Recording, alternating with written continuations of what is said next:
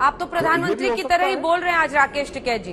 प्रधानमंत्री ने क्षमा याचना के साथ ही शुरुआत की और कहा कि हमने अच्छी नीयत से कानून बनाया था, लेकिन अपने किसानों को समझा नहीं पाए। प्रधानमंत्री जी जब कुछ किसानों को बता सकते हैं तो हमने भी कुछ मंत्रियों को बता दिया, इसमें ऐतराज क्या है? अच्छा, अब लग रहा है कि पीएम से डायरेक्ट बात किए बिना मामला बनेगा नहीं, क्योंकि आप कह रहे हैं कि मंत्री को कहते हैं मंत्री नहीं समझते या मंत्री पीएम को नहीं समझाते। मतलब मामला है कि पीएम से ही डायरेक्ट बात होनी चाहिए। नहीं, पीएम से हमने डायरेक्ट बात करने की बात करी नहीं हमने कभी। ना पीएम से बात करने का कोई शौक हमको है और ना प्रधानमंत्री से डायरेक्ट बात करनी चाहिए। लेकिन यहाँ पे ये लगता है कि यहाँ पे सर्वे सर्वा प्राइम मिनिस्टर है, वो अपने कंसर्ट अधिकारी मंत्रियों को जिसको भी भेजे फुल फ्लैश पावर देकर भेजे तो मामलों का समाधान ज्यादा जल्दी हो सकता था। और आज भी है कि जो भी उनके कंसल्ट अधिकारी मिनिस्टर आए उनको फुल फ्लैश पावर देकर भेजे तो आज भी जल्दी इसका समाधान निकल सकता है। नहीं, एक बात बताइए, आप तो पालघर हो, आप पालघर में थे सर कल, इससे पहले पूरे उत्तर प्रदेश में आप घूमते रहे। अब लोगों के बीच में आप कह रहे थे कि ये सरकार, और जो सरकार ये काले कानून लेकर आई है जिसे आप कृषि कानूनों को काला कानून कहते थे, उस सरकार बीजेपी को वोट नहीं करना है। अब तो वो हथियार चला गया, वो तो निहत्थे हो गए आप इस मामले में।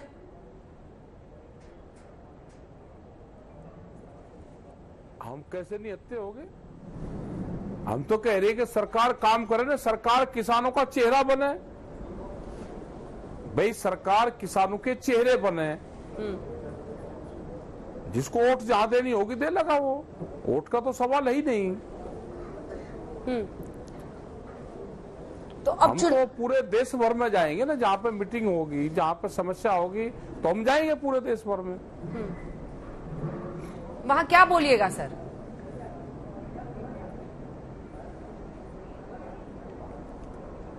अलग अलग स्टेट में अलग अलग इशू होते हैं।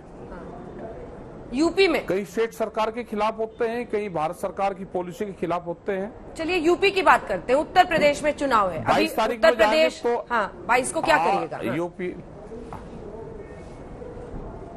22 तारीख में मीटिंग है, तो 22 तारीख में है कि एमएसपी पे कानून बने, एमएसपी बचाओ, एमएसपी को लागू करो, ये एक बड़ा इशू रहेगा।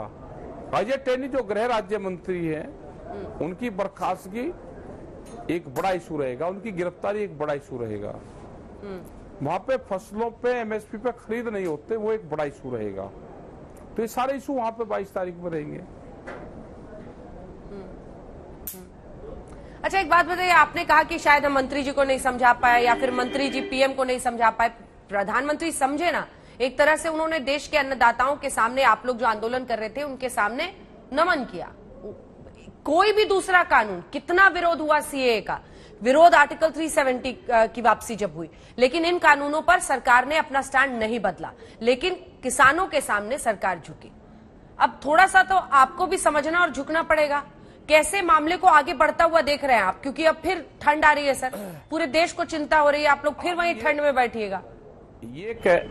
हाँ बिल्कुल, हम ये कह रहे कि ना किसी को झुकाने का सवाल था, ये ना किसी के झुकने का सवाल है। हम किसी को झुकाने या झुकने नहीं आए यहाँ पे। हमारे कुछ मसले हैं, सरकार उन पर बातचीत करके इसका समाधान निकाल रहे।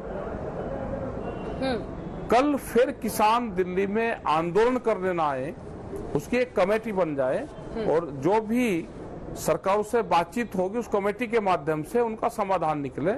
ये जब 11 दौर की बातचीत हुई तो उस टाइम पे ये चीजें तय हुई थी, जो उस टाइम पे तय हुई उन चीजों को लागू कर ले सरकार। अब अच्छा टिकैत साहब, किसानों के ऊपर दर्ज मुकदमे हैं, हाँ। वो एक बातचीत से खत्म हो।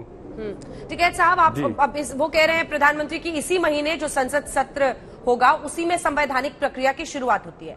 मानिए ये तीनों कानून वापस हो जाते हैं, एमएसपी पर जो आप नया कानून चाह रहे हैं वो इस संसद सत्र में नहीं बन पाता है, तो आंदोलन आप लोगों का जारी रहेगा या 3 कानून की वापसी पर आप लोग आंदोलन खत्म करेंगे और फिर एमएसपी की मांग करेंगे? बॉर्डर खाली करेंगे या नहीं? एमएसपी की मांग हमारी एमएसपी की मांग हमारी अभी है। जो हमारे मुकदमे हैं उसकी हमारी डिमांड अभी है।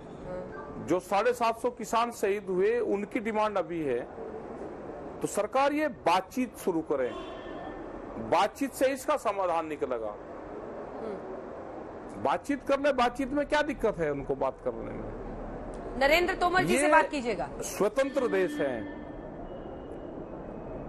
कोई भी हो, वो A to Z कोई भी हो, जिस पे भी सरकार का विश्वास हो उसको भेज दे बातचीत करने।